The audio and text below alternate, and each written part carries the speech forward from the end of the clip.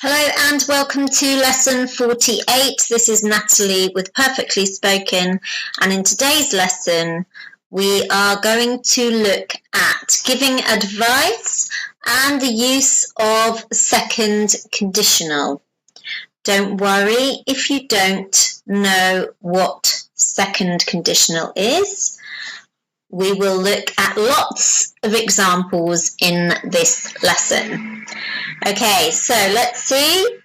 In this lesson, we'll look at advice, ways of giving advice, the use of second conditional in the context of giving advice, and we will look at the form and examples of second conditional.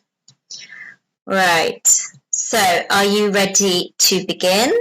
Make sure you have your notebook so you can write down any interesting language or interesting examples. Okay, and here we go. Now, on the screen, I'm going to put some advice. For example, you should have a sweet cup of tea. What is a sweet cup of tea? Well, a sweet cup of tea is a cup of tea with 1 or 2 lumps of sugar or spoonfuls of sugar, or maybe 3 spoonfuls of sugar. Ooh.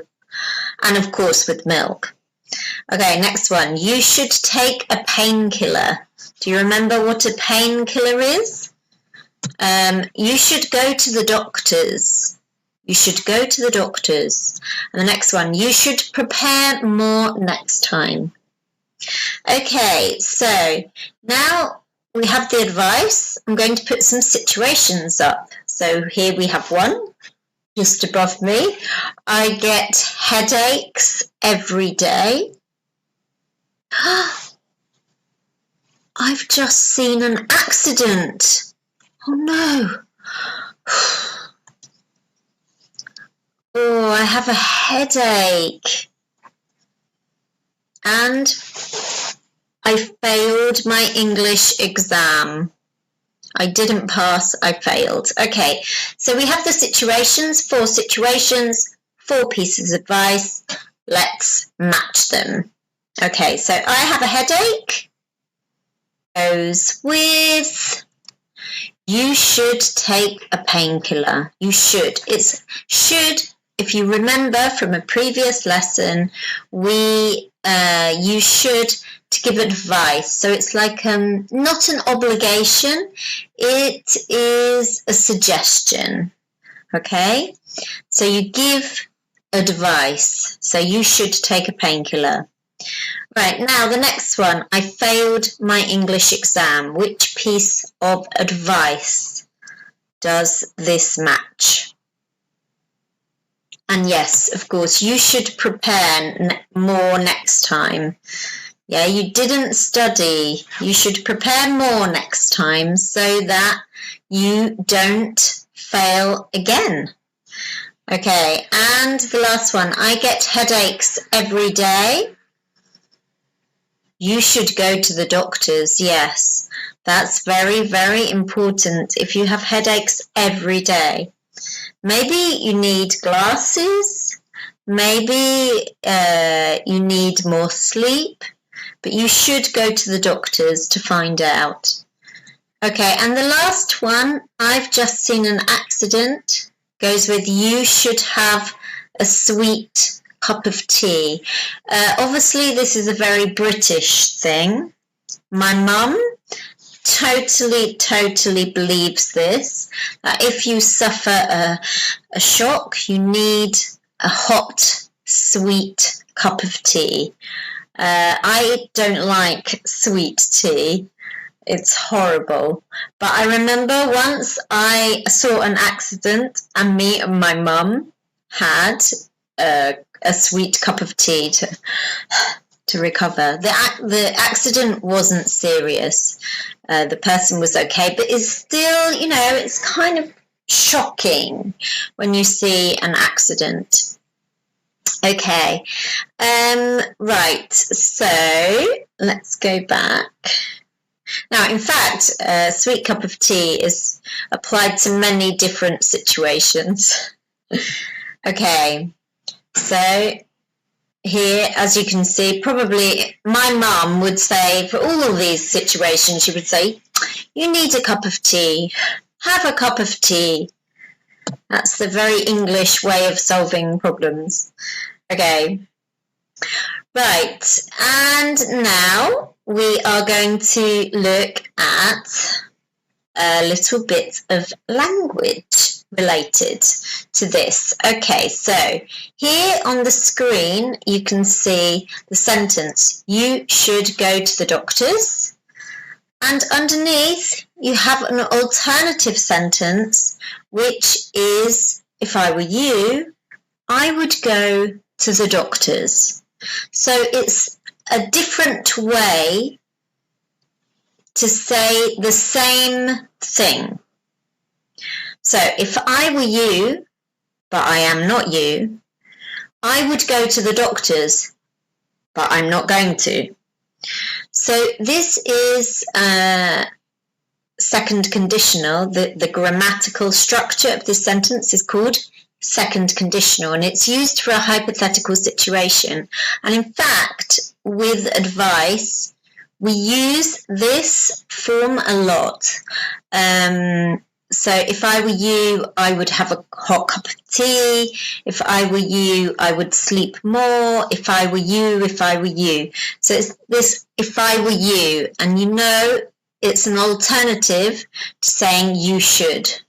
Sometimes you should sounds quite direct. So maybe if I were you is a kind of more elegant way of giving advice. Okay. So what I'm going to do now is put here, talk a little bit about the form. So you've got the first bit, if I were you, but I'm not, I would go to the doctors. So the first bit we call the condition. If I were you, in that condition, I would go to the doctors. It's actually a hypothetical situation. So here, notice in the first part, the if structure, we use past simple here. It's a strange. You're like, I were. Why I were, not I was? Well, in fact, a lot of people say, if I was you, because it sounds more correct, but because we are using past simple not as a reference to past, but as a, if you speak a Latin language, as a kind of subjunctive idea, we use the form were. However, you will find native speakers who make mistakes with this and say, if I was you. And it's becoming very, very common. However, this form here is the correct form, if I were you. Okay, so you've got if I were you, and then I would go. That is what I would do, the hypothetical part of the conditional sentence. So I would go. It's very easy because it's just would plus go plus infinitive. Okay, so here you've got past simple and would plus infinitive.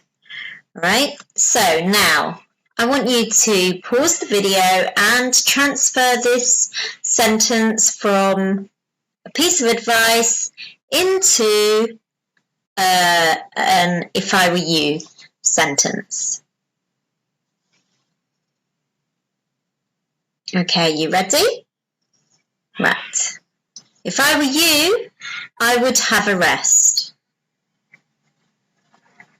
If I were you, I would have a rest. Now look, you can say as well, if I were you, I'd have a rest. So we take I and would and we put them together, and the pronunciation is I'd. So here's another one. You shouldn't go to bed so late. Right, pause the video and write down or say to yourself the alternative sentence using the if I were you advice structure. Okay, and here is the example. If I were you, I wouldn't go to bed so late. Notice here we've got would plus not wouldn't, negative. Okay, if I were you, I wouldn't go to bed so late. Okay, another one, you should talk to him. Okay, let's have a look at the example. If I were you, I would talk to him. So here, just to highlight the pronunciation, the were, you actually pronounce it in a very short way. If I were you, can you hear the w? Not if I were you, no. If I were you, I would, remember you don't pronounce the O or the L. So if I were you, I would talk to him. Or, of course, if I were you, I'd talk to him. Okay? Right, don't worry if it seems a bit complicated.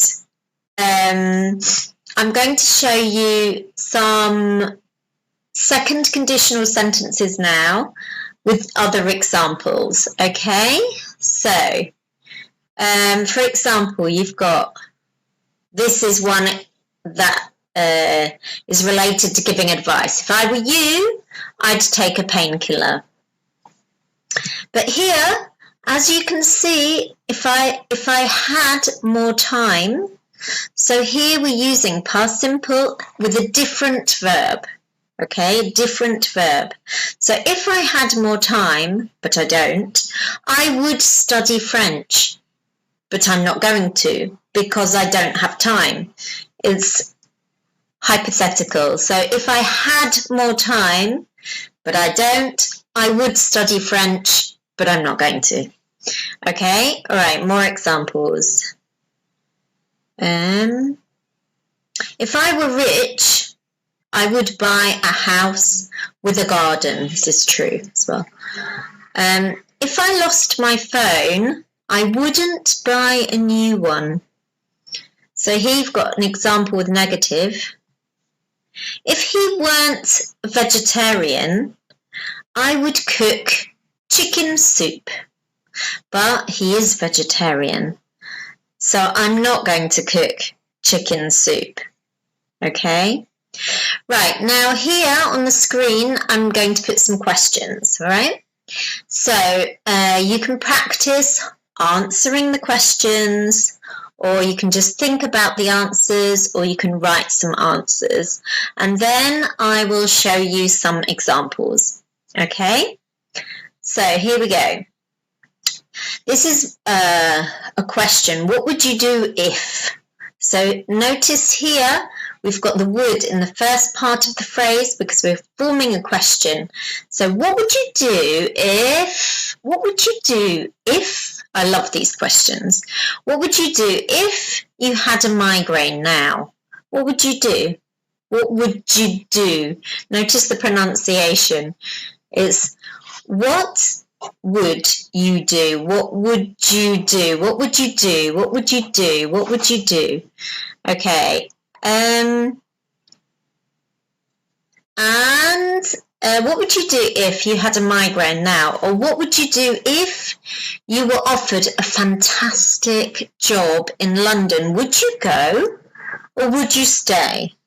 What would you do? What would you do if you won £1 million? What would you do? Would you buy a house, or would you go travelling, or would you give all the money to charity? What would you do if you didn't have a job? What would you do? Would you study? Would you travel? Would you start a company? Okay. Right, and here are some examples. So you've got, I would go to bed. What would you do if you had a migraine now? I would go to bed. Or, of course, I'd go to bed. What would you do if you were offered a fantastic job in London? In my case, I wouldn't accept it. I would stay here. What would you do if you won £1 million? I would buy a house with a garden. because I have a balcony, but I don't have a garden, and I want a garden. Okay, what would you do if you didn't have a job? I have a job, but what would you do if you didn't have a job? Oh yes, sorry, that one is, well, this is true too. This is for, what would you do if you won £1 million? I'd give some money to charity. That is true too. Okay. So what would you do if you didn't have a job? I'd start a YouTube channel. If I didn't have a job, I would start a YouTube channel. Okay, I did have a YouTube channel in the past, but it wasn't very successful. But it was good fun. Okay, so just to do a little recap here, we've got other conditionals we talked about in other lessons way back. So we've got zero conditional, which is always true. So for example, if you heat water, it boils. So we've got present simple in both parts of the sentence. And then you've got first conditional, which is possible. If he wants to come, I'll book a table. If he wants to come, I will book a table. So you've got present simple in the if part of the sentence, and will plus here book is a verb, like book as in reserve. It's not a noun, it's a verb. Okay, so I'll book a table. And then finally what we did today was second conditional. If she had more time, she would go to the gym. Okay, so we're using past simple and would, not will, would plus infinitive without to. So basically in the B1 level, all of this with the conditionals is completely reviewed. So don't worry if you feel like it's a lot of information, because now this, the second conditional, is quite often done in B1 courses. But I think it's a good idea at A2 to be familiar, just to be familiar with this use of past simple. And we're not talking about the past. We're talking about a hypothetical conditional situation. My question is, how would you translate, see this last sentence here, if she had more time, she would go to the gym? I want you to translate it into your language and have a look at the verb forms you use. What do you do? Have a look, notice. Is it different or similar to English? All right. Okay, well, that is it for today. So thank you very much for joining me. Remember, you can do the test at the end of the lesson, and I will see you very, very soon. Have a very good day. And so see you soon and have a nice day. Okay. Take care, everybody. Oh, hang on. Take care. See you very, very soon. Bye.